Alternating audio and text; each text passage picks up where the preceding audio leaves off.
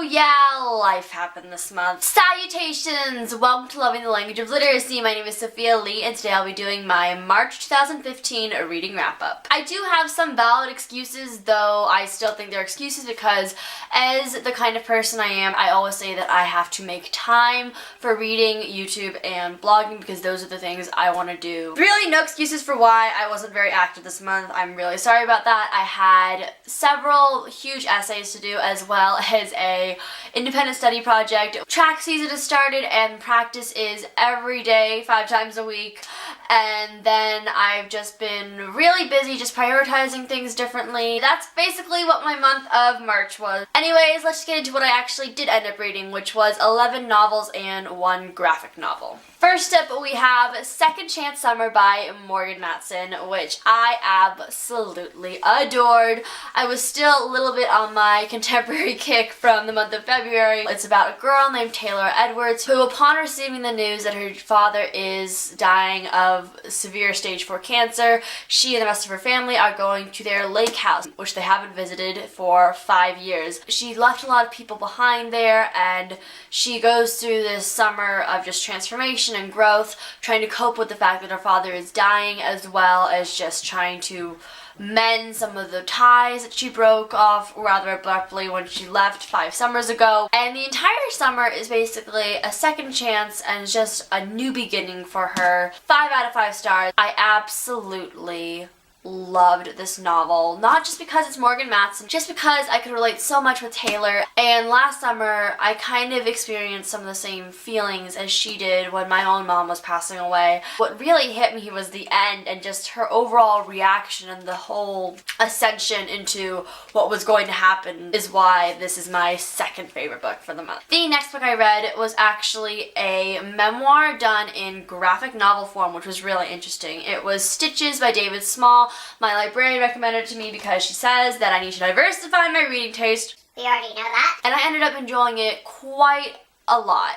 I gave it 4 out of 5 stars. It's the best graphic novel I've ever read, albeit haven't read that many graphic novels. But this one was done extremely well. So much of it was pictures, but I loved the style. And there's just one color family of just blue, grays. And the way that the author portrayed the story was more of a fantastical realism than an actual memoir. And that's what I love because it was about David Small dealing with the fact that he had cancer when he was 11 years old, and he wasn't able to deal with it that well when he was 11, so he takes his experience and turns it into more narrative style while still having the events being true. The next book I read this month was one that basically everyone and their mothers read either in February or March, and that is Red Queen by Victoria Aveyard. I'm probably gonna have tomatoes thrown at me for this opinion, as it is a very unpopular one, but I disliked Red Queen so much.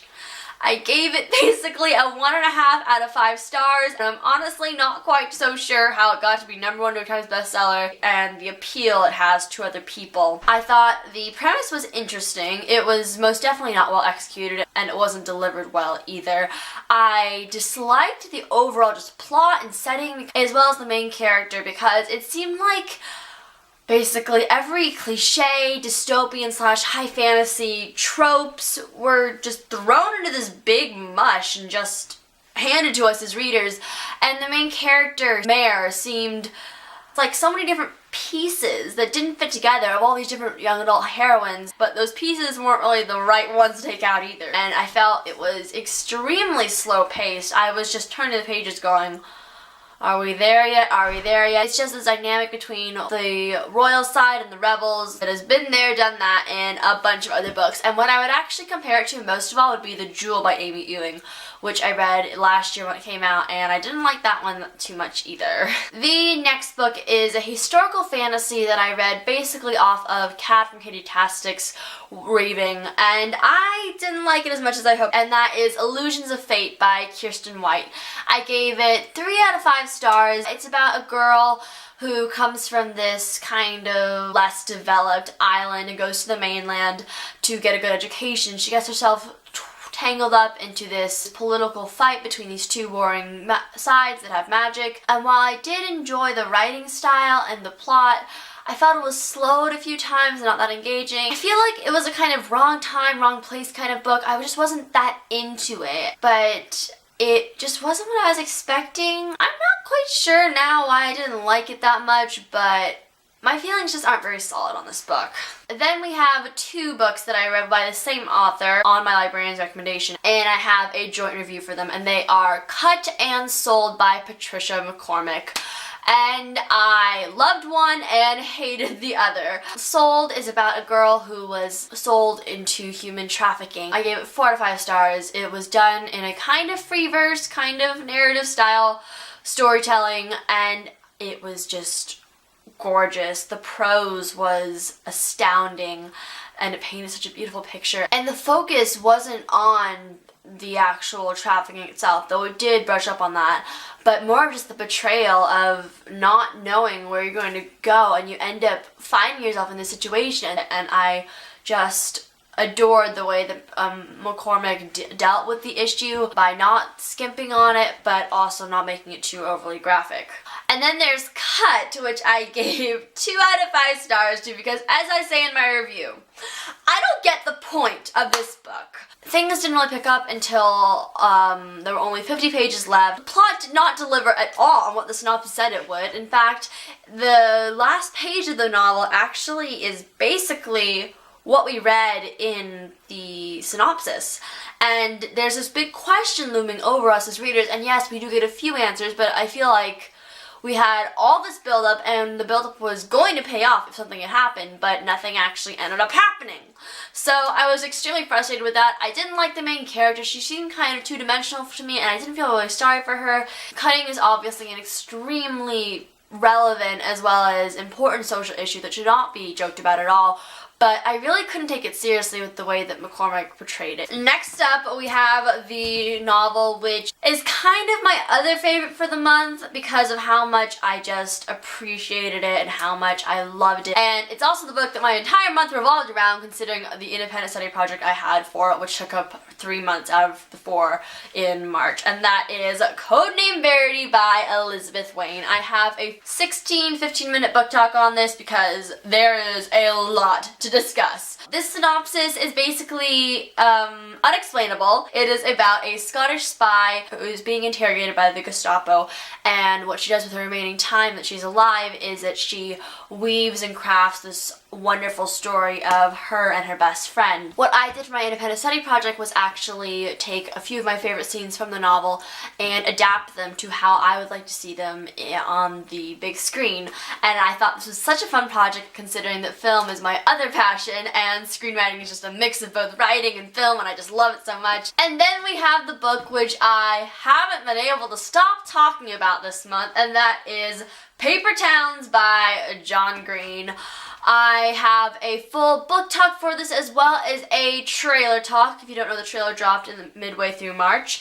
And I love the trailer, love the book, gave it 5 out of 5 stars. And I'm pretty sure everyone kind of knows the general gist of what it's about, but basically, girl goes missing, guy has to spend the rest of the book discovering himself in the process of trying to find her. I explain all of my thoughts in the book talk, and I'm just gonna say, if you didn't enjoy The Fault in Our Stars, which I personally didn't, read Paper Towns because it is so much better. I loved it, and I even convinced my boyfriend, who doesn't read at all, to read this book, and he loved it more than The Fault in Our Stars, and that's his favorite book. So yay, points for me as a reader. Then we have Better Off Friends by Elizabeth Eulberg. This is just a cutesy, fluffy, contemporary rom-com kind of novel, going from a point in time between 2 best friends from 6th grade all the way to the end of high school, and it's just about their evolving relationship as friends and just trying to deal with their feelings as they get older and kind of progress to more, because what happens is they're both in love with each other, obviously, but there's never the right time for them to work out, and they're just saying, why don't we just be friends, because it's so much easier and it's easy being friends rather than trying to navigate, dating. But I gave it 3.5 out of 5 stars. I wasn't wowed by it. It was just a fun read. And if you like cutesy contemporaries, I would definitely give it a read. I'm officially all caught up with Morgan Matson's books. By process of elimination, it has to be this one because I've read Amy Rogers' Epic Detour as well as Second Chance Summer. And that is, of course, Since You've Been Gone by Morgan Matson. This book was hyped up and put in basically everyone's favorites lists last year for 2014. Understandably, it is such a fun book. It's about a girl named Emily who's just shy and introverted, and her best friend Sloane leaves for the summer.